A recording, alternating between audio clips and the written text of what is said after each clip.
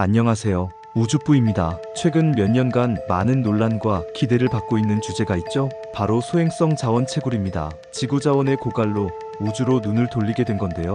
미 항공우주국 나사는 2023년 10월 소행성 푸시케를 향해 탐사선을 쏘아 올렸습니다. 2029년에는 도착할 예정이라고 하는데요. 푸시케에는 $1000, 한화 약 129에 3,500경 원의 가치가 있는 광물이 묻혀 있다고 하죠. 왜 여러 국가들과 민간 기업들이 소행성 채굴에 혈안이 되었는지 감이 오시죠? 소행성 채굴은 말 그대로 우주에 떠 있는 소행성에서 자원을 채굴하는 과정입니다. 우리가 일반적으로 알고 있는 금속 채굴이나 광물을 캐는 작업과 비슷하지만 이 작업은 지구가 아닌 무중력 상태의 소행성에서 이루어진다는 점에서 매우 독특합니다. 소행성에는 백금, 금, 니켈, 코발트 등 귀금속뿐만 아니라 물과 같은 귀중한 자원도 포함되어 있습니다. 소행성 채굴이 주목받는 이유는 간단합니다. 지구의 자원은 한정적입니다. 기술 산업이 발전함에 따라 금속과 광물의 수요는 기하급수적으로 증가하고 있지만 지구에서 이를 지속적으로 공급하는 것은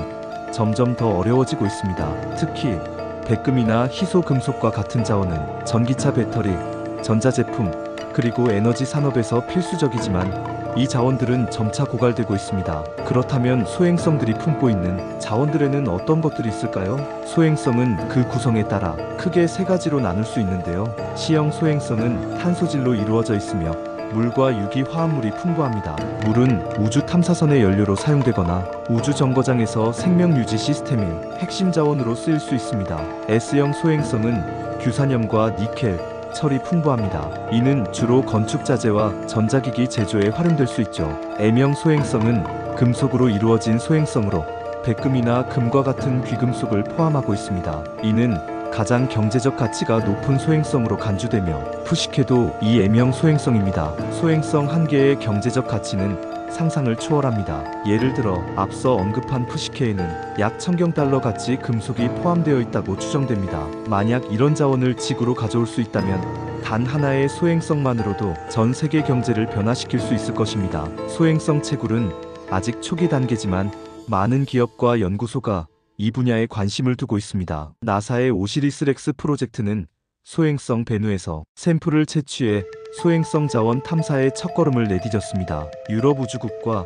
일본 우주항공연구개발기구도 유사한 소행성 탐사 프로젝트를 진행 중입니다. 그 밖에 민간 기업들도 크고 작은 성과를 내고 있습니다. 과거에는 소행성 채굴이 공상과학 소설에나 나올 법한 이야기였지만 지금은 기술의 발전 덕분에 현실적으로 논의되고 있습니다. 특히 로켓 발사 비용이 급격히 감소한 점이 가장 큰 이유입니다. 스페이스X의 재사용 가능한 로켓 기술은 우주 개발 비용을 크게 줄였으며 이는 소행성 채굴 프로젝트에도 적용될 수 있습니다. 또한 AI와 로봇 기술의 발전은 인간의 개입 없이도 소행성에서 자원을 추출하고 처리하는 것이 가능하다는 희망을 주고 있습니다. 소행성 채굴은 단순히 자원을 가져오는 데 그치지 않습니다. 이는 우주 경제라는 완전히 새로운 산업을 열어줄 열쇠입니다. 소행성에서 채굴한 자원을 활용해 우주 기지를 건설하거나 화성이나 다른 행성으로의 탐사를 위한 발판을 마련할 수 있습니다. 또한 우주 자원이 지구 경제에 유입되면서 자원 분배의 혁신을 가져올 수도 있습니다. 그럼 다음으로 소행성 채굴의 기술적인 부분을 알아보겠습니다. 첫 단계는 적합한 소행성을 찾는 것이겠죠. 수백만 개의 소행성 중에서 채굴 대상이 될 만한 소행성을 식별하려면 몇 가지 조건을 고려해야 합니다. 먼저 구성 물질 분석해야 합니다. 자원이 풍부한 소행성, 예를 들어 금속, 물, 탄소 화합물이 풍부한 소행성을 찾기 위해 스펙트럼 분석이 활용됩니다. 소행성에서 반사되는 태양빛의 스펙트럼을 분석하면 해당 소행성의 구성 물질을 파악할 수 있습니다. 다음으로는 거리가 중요하겠죠? 지구와 가까운 궤도에 위치한 소행성이 우선 대상입니다. 가까운 소행성을 선택하면 이동 비용과 시간이 크게 절약되니까요. 그리고 지나치게 큰 소행성은 채굴에 기술적 어려움이 있고 지나치게 작은 소행성은 경제성이 떨어질 수 있습니다. 그래서 적당한 크기와 밀도의 소행성을 찾는 것도 중요합니다. 현재 나사와 ESA는 우주망원경과 레이더 기술을 활용해 소행성의 크기, 구성, 궤도를 분석하고 있습니다. 그렇다면 채굴에는 어떤 장비가 필요할까요? 소행성 채굴은 저중력 환경에서 이루어지기 때문에 기존의 지구 채굴 방식과는 전혀 다릅니다. 이를 위해 특수한 로봇과 장비가 필요합니다. 탐사 드론은 소행성 표면에 착륙해 자원 샘플을 채취하고 내부 구조를 분석합니다. 나사의 오시리스 렉스와 일본의 하야부사 미션이 이 기술의 선구적 사례입니다. 그리고 저중력 환경에서 안정적으로 작동할 수 있는 로봇팔과 드릴이 필요합니다. 이 로봇은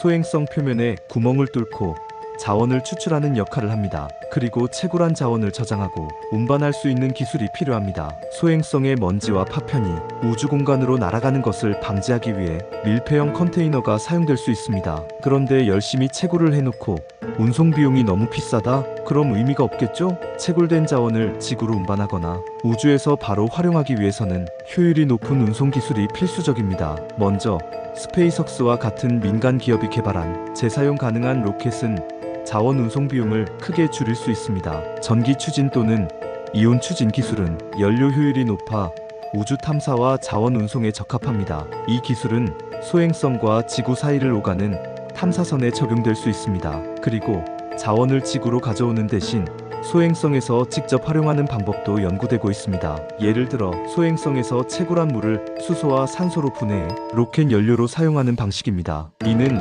화성 탐사나 깊은 우주 탐사에 매우 유용하겠죠? 또 금속 자원은 우주기지나 우주도시를 건설하는 데 활용될 수 있습니다. 그 밖에 백금, 금, 니켈 등은 지구로 운송되어 고부가 가치 산업에 사용될 수 있습니다.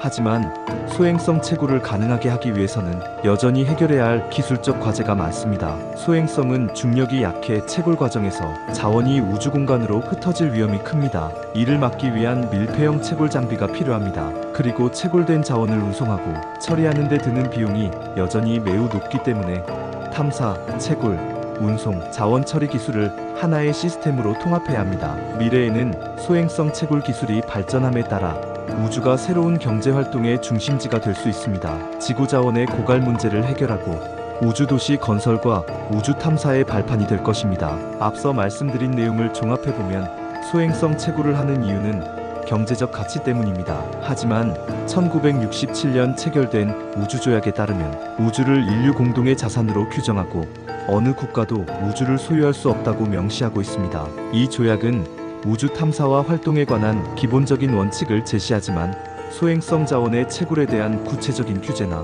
법적 절차는 포함하고 있지 않습니다. 소행성 자원의 상용화를 고려했을 때 이 법조항은 자원 소유권 문제를 해결하지 못하고 있습니다. 벌써부터 많은 논란이 예상되는 부분입니다. 실제로 미국은 2015년 우주자원법을 제정하여 자국 기업이 소행성에서 채굴한 자원을 소유할 수 있도록 허용하고 있습니다. 이는 우주자원의 상용화를 촉진하는 법적 근거를 마련한 것입니다. 그러나 이런 법률은 다른 국가들과의 법적 충돌을 일으킬 수 있으며 국제적 일관성이 부족한 상태입니다. 천문학적인 돈을 들여 기술 개발을 한 것이기 때문에 무조건 안 된다고 말을 할 수는 없겠지만 그래도 국제적인 합의가 필요해 보이는 부분입니다. 자, 오늘은 여기까지입니다. 그 밖에도 여러 가지 쟁점들이 있지만 다음에 기회가 되면 이야기 나눠보도록 하죠. 시청해주셔서 감사합니다. 그리고 구독과 좋아요 해주시면 더더 감사하겠습니다.